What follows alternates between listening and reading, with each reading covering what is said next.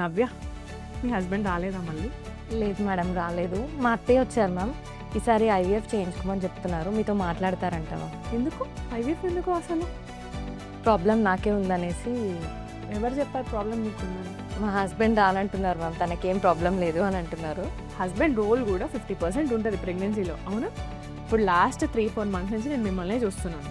Egg పెరగను, tablets, injections వాడుతున్నాం. Egg correct time పెరుగుతుంది, release అవుతుంది, యూట్రస్ లైనింగ్ బాగానే ఉంది, ట్యూబ్ టెస్ట్ కూడా చేసాం, అది కూడా ఓపెన్ ఉంది. కానీ హస్బెండ్ కూడా ఇంపార్టెంటే కదా. ఓకే, ఆయన ఫిజికల్ హెల్త్ బాగానే ఉండొచ్చు, కానీ స్పర్మ్ అనాలిసిస్లో ప్రాబ్లమ్స్ ఉండొచ్చు. స్పర్మ్ క్వాంటిటీ కానీ క్వాలిటీ కానీ ఇబ్బందులు ఉంటే ప్రెగ్నెన్సీ అనేది రాదుమా. ఒకసారి చిన్న బేసిక్ అనాలిసిస్ చేద్దాం, స్పర్మ్ క్వాలిటీ ఎట్లా ఉందో చూద్దాము. ఒకవేళ నిజంగా స్పర్మ్లో ఇబ్బందులు ఏమన్నా ఉంటే అప్పుడు మనం ఐవీఎఫ్ కన్సిడర్ చేయొచ్చు. అంతేగాని నార్మల్గా స్పర్మ్ ఉందో లేదో చెక్ చేయకుండా డైరెక్ట్గా ఐవీఎఫ్ ఎలా చేస్తారమ్మా? ఐవీఎఫ్ చేసినా he should come to the hospital and give his sperm.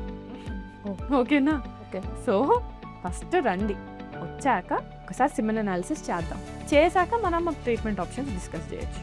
సరే మేడం.